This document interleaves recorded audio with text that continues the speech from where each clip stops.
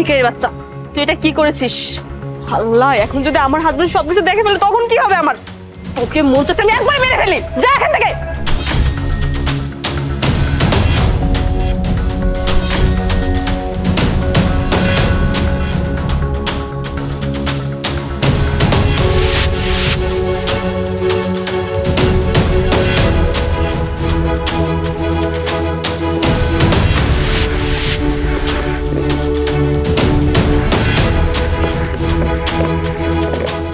ঠিক আছে, আমি রাখছি তাহলে।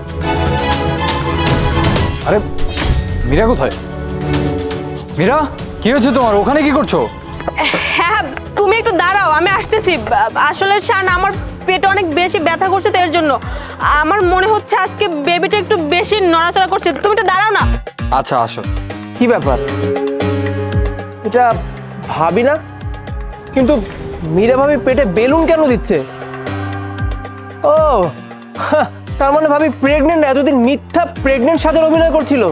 আর আমার বন্ধুটা তো বোকা, ওই বোকাটাকে আসলেই বোকা বানাচ্ছিল না। ঠিক আছে, আজকে আমি আর সলিউশন দিব। ভাবি, আমার বন্ধুকে তুমি বোকা বানাতে পারো, আমাকে না। দেখো আমি কি অবস্থা করি। হ্যাঁ চলো। এই ভাবি দাঁড়ান। হাসান, এই হাসান এদিকে আয়। শোন, ভাবি কিন্তু প্রেগনেন্ট না, ভাবি আসলে তোকে বোকা বানাচ্ছিল। হোয়াট? তুই সব কি বলছিস দোস্ত? এই, আপনি কে? আপনি আমাকে ভাবি কেন ডাকছেন? আর একটা জিনিস বুঝলাম না, আপনাকে আমি ভালো করে চিনিও না, আর এসে আত্মীয়তা শুরু করে দিয়েছেন। আর চিনেন না, জানেন না, আর ভাই ভাই হয়ে গেল। মীরা, তুমি চিল্লাচিল্লি করো না। ও আমার ছোটবেলার বন্ধু সাজিদ। শান, আমি মানলাম উনি তোমার ছোটবেলার বন্ধু, উনি যা ইচ্ছা তাই বলবে, সবকিছু কি আমার শুনতে হবে? হ্যাঁ দোস্ত, তুই এসব কি কথা বলছিস? ও প্রেগনেন্ট, আর তাছাড়া ওর প্রেগনেন্সি রিপোর্ট আমি প্রত্যেক মাসেই চেক করি। এই তো কিছুদিন আগেও চেক করেছি। আর ও 8 মাসের অন্তঃসত্ত্বা। নেক্সট মান্থে আমাদের বাচ্চার ডেলিভারি ডেট। তুই কেন অযথার উপর মিথ্যা অপবাদ দিচ্ছিস? ও তাই না? তোর বউ মানে আমার ভাবি 8 মাসের গর্ভবতী, সামনের মাসে ডেলিভারি হবে। আচ্ছা শোন, আসল সত্যিটা আমি বলছি, ভাবি কোনো প্রেগনেন্ট না। ভাবির পেটে না ভাবি বেলুন ঢুকিয়ে রেখেছে আর প্রেগনেন্ট সাথে নাটক করছে। তুই তো দেশের বাইরে ছিলি, তুই এগুলো জানবি কি করে? আসল সত্যি তো এটাই যে ভাবি আসলে প্রেগনেন্ট না, ভাবির পেটের ভিতরে বেলুন। তুই নিজে চেক করে দেখ। এই, আপনার সমস্যা কি? আপনি আমার উপরে মিথ্যা অপবাদ কেন দিচ্ছেন? শান, আমি মানলাম উনি তোমার ছোটবেলার বন্ধু, তাই বলে উনি যা ইচ্ছা তাই বলবে সেটা কিন্তু আমি কোনোভাবেই মেনে নিব না। আর হ্যাঁ, আমি আপনাদের মতো লোকদের না খুব ভালো করে চিনি। একটা সুন্দর সম্পর্ক আপনারা খুব ভালোভাবে নষ্ট করতে পারেন, আর একটা সংসার না ঝামেলা আপনার মতো লোকরাই বাঁচান। আর আপনার তো সহ্য হচ্ছে না যে আপনার বন্ধু এত সুন্দর একটা বউ আছে, আপনার বন্ধু এত সুন্দর একটা সংসার হয়েছে, তাই না? শোনেন, বেশি বাড়াবাড়ি করবেন না। হ্যাঁ, আর শান, আমি তোমাকে ভালো করে বলছি যে ওদের মতো লোকদের না আমার কিন্তু চেনা আছে। উনি আমাকে যা ইচ্ছে তা বলতো, আমি সবকিছু সহ্য করতাম। আমার বাচ্চা এখন পর্যন্ত পৃথিবীর আলো দেখেনি, আর উনি কিনা আমার বাচ্চাকে নিয়ে কথা বলেছেন। আপনার তো লজ্জা থাকা উচিত। ভাবি আর কত মিথ্যা বলবেন আপনি, বলেন তো? আপনার লজ্জা লাগে না আমার আর্মি বন্ধুটাকে আপনি এভাবে ঠকাচ্ছেন? আরে বেচারাটা দিনরাত হাড় ভাঙা পরিশ্রম করে দেশের সেবা করছে, আর আপনি কিনা ওর পিঠ পিছে এভাবে ওকে ধোকা দিচ্ছেন। আমার তো মনে হয় আপনি ওকে ভালোই বাসেন না, ভালোবাসলে কখনোই নাটক করতে পারতেন না।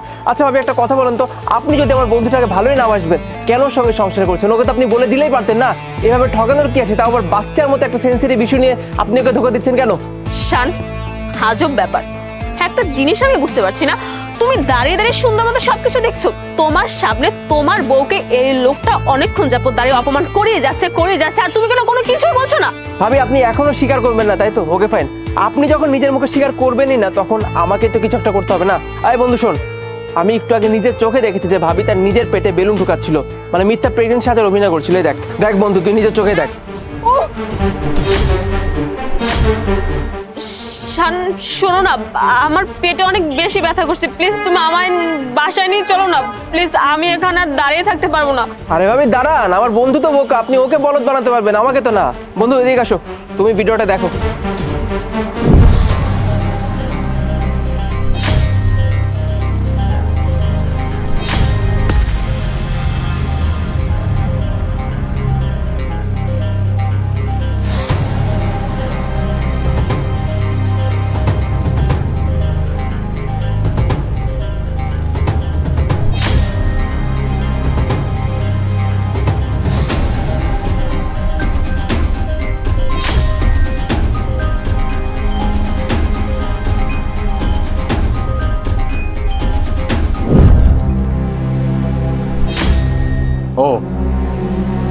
তাহলে আমার বন্ধুই সত্যি কথা বলছে।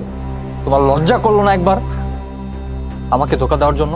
তোমাকে আমি কত ভালোবেসেছি, আমি তোমার জন্য, আমাদের বাচ্চার জন্য, আমাদের ফ্যামিলির জন্য, আমাদের ফ্যামিলির ফিউচারের জন্য কত পরিশ্রম করতাম। আমি মাসের পর মাস বাইরে থাকি দেশের সেবার জন্য, তোমাদের কথা চিন্তা করে। আর তুমি তুমি আমার পিঠ পিছে আমাকে ধোকা দিতে। আরে তুমি যদি আমাকে ভালো নাই বাসতে তাহলে আমাকে বিয়ে করেছে কেন? যখন তোমার ফ্যামিলি তোমার মতামত চেয়েছিল তখন তাদেরকে মানা করে দিতে। তুমি সেটা না করে আমাকে পিঠ পিছে ধোকা দিচ্ছিলে। তুমি কাজটা মোটেও ঠিক করো না। ধোকা তুমি না, ধোকা তো আমি হয়েছি। আর হ্যাঁ, ভালোই হয়েছে যে সত্যিটা তোমার সামনে চলে এসেছে। আমার না প্রেগনেন্টের নাটকটা না করতে একটু ভালো লাগছিল না, কারণ আমি না এক প্রকার বিরক্ত হয়ে গেছিলাম। একটা কথা কি জানো, তোমার সাথে যখন আমার বিয়ে ঠিক হয়েছিল না, তখন আমি আমার ফ্যামিলিকে সাফ সাফ জানিয়ে দিয়েছি যে আমি তোমাকে বিয়ে করতে পারবো না, আমার একটা বয়ফ্রেন্ড আছে আর আমি ওকেই ভালোবাসি, আমি ওকেই বিয়ে করতে চাই। কিন্তু আমার ফ্যামিলি আমার বয়ফ্রেন্ডকে কোনোভাবেই মেনে নেয় না। এক প্রকার তোমার সাথে জোর করে আমার বিয়েটা আমার ফ্যামিলি দিয়েই দিয়েছে। আর যেখানে আমি তোমাকে ভালোবাসি না সেখানে বাচ্চা কিভাবে আসবে? আর বিয়ের পর আমি যখন তোমাদের বাড়িতে গিয়েছি, তোমার মা তো আজব একটা মহিলা, কত সুন্দর নাটক শুরু করলো যে আমার নাতি চাই নাতি চাই। আচ্ছা শান, আমি তোমাকে ভালোই বাসি না, তাহলে বাচ্চা কিভাবে আসবে? আমি যে তোমাকে ভালোবাসতাম তাহলে ঠিক ছিল, আর এই জন্য আমি এত কিছু নাটক করেছি। আর হ্যাঁ, আমার কাছে কোনো দিনও বাচ্চা নেওয়া সম্ভব না, কারণ আমি তোমাকে কোনো দিনও ভালোবাসতে পারবো না। আর হ্যাঁ, তুমি যখন ডিউটিতে যেতাম, যখন তুমি বাসায় থাকতে না, তখন আমার বয়ফ্রেন্ডকে তোমার বাসায় নিয়ে আসতাম। বুঝতে পেরেছি, তোমার একটা কথা শোনা লাগবে না। আমি বুঝতে পেরেছি তোমার ব্যক্তিত্ব কিরকম, তোমার মন কি চায়। ঠিক আছে, তুমি যেহেতু আমার সাথে থাকতে চাওই না, তোমাকে আমি আজই ডিভোর্স দিব। তোমারও ঝামেলা শেষ, আমারও ঝামেলা শেষ। আর হ্যাঁ, আমার ডিভোর্সের পর তুমি তোমার বয়ফ্রেন্ডকে নিয়ে বাসায় আসতে পারো, এনজয় করবে, ফুর্তি করবে, তোমাকে কেউ আর কোনো রকমের বাধা দিবে না। না না না, এটা তো কখনোই হবে না। আমি তো তোমাকে এত তাড়াতাড়ি ছাড়বো না, এমনকি তোমাকে আমি ডিভোর্সও দিব না। আর হ্যাঁ, একটা কথা না কান খুলে শুনে রাখো, আমি কিন্তু একটা মেয়ে, আর আইন কিন্তু সবার আগে আমার কথাটা শুনবো, তোমার কথা না। যতক্ষণে আমার বয়ফ্রেন্ড কোনো জব না পাবে ততক্ষণ তোমার বাড়িতে আমি আর আমার বয়ফ্রেন্ড একসাথেই থাকবো। ও জাস্ট শাট আপ। আমি বুঝতে পেরে গিয়েছিলাম তোমার ব্যক্তিত্ব কিরকম, তুমি কত বড় দুশ্চরিত্র মেয়ে। এর জন্যই আমি ব্যাকআপ প্ল্যান রেখেছি। আর আমার ব্যাকআপ প্ল্যান কি জানো? এই যে এই ফোন, এই ফোনের মধ্যে তোমার প্রত্যেকটা কথা, প্রত্যেকটা শব্দ রেকর্ড হয়ে গিয়েছে। তোমার ফোনের মধ্যে যা কিছু রেকর্ড হয়েছে সবকিছু আমি পুলিশ আর তোমার ফ্যামিলিকে জানাবো। তখন তারা জানতে পারবে আসল দোষীকে, তুমি না আমি। তোমার ফ্যামিলি তোমাকে নিয়ে এত গর্ব করে, তাদের মেয়ে এত ভালো, এত চরিত্রবান, তাদের গর্বটা ভাঙতে হবে না, সত্যটা তো তাদের সামনে আনতে হবে, তাই না?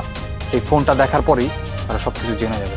আর দোস্ত, তোকে অনেক অনেক ধন্যবাদ। আর তুই না থাকলে ওর সত্যতাটা আমি জানতেই পারতাম না, আমি সারা জীবন ধোকার মধ্যে থাকতাম। তোকে অনেক অনেক ধন্যবাদ বন্ধু। আরে বন্ধু, বুঝলাম না তুই আমাকে থ্যাঙ্কস কেন দিচ্ছিস? আমি তো তোর ছোটবেলার বন্ধু, তাই না? ছোটবেলা থেকে আমরা একসঙ্গে বড় হয়েছি, এখানে থ্যাঙ্কস বলার কি আছে? তোর বিপদ আমি তোর পাশে দাঁড়াবো, এটাই তো স্বাভাবিক। আর আমার তো ঘৃণা লাগছে মেয়েটার জন্য যে এতদিন তুই এমন একটা জঘন্য মেয়ের সঙ্গে সংসার করছিলি। তবে যে কথা আছে না, আল্লাহ যা করে ভালোর জন্য করে, এখন তো সব সত্যি সবার সামনে চলে এলো। তুই চিন্তা করিস না বন্ধু, এরকম একটা মেয়ে যাবে, হাজারটা মেয়ে আসবে, কিন্তু মাথায় রাখবি দুষ্ট গরুর থেকে শূন্য গোয়াল অনেক ভালো। আর আমি আজ এ ফ্রেন্ড হিসেবে সারা জীবন তোর পাশে আছি।